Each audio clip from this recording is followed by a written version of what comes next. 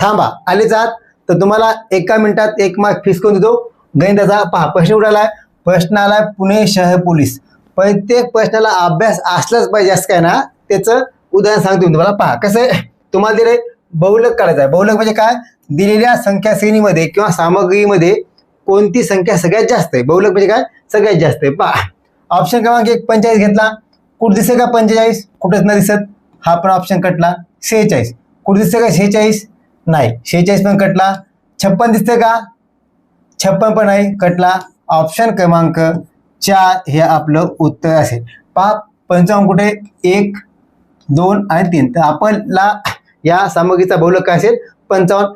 As it is प्रश्न जशा तसे काय होतं, ऑप्शन होतं.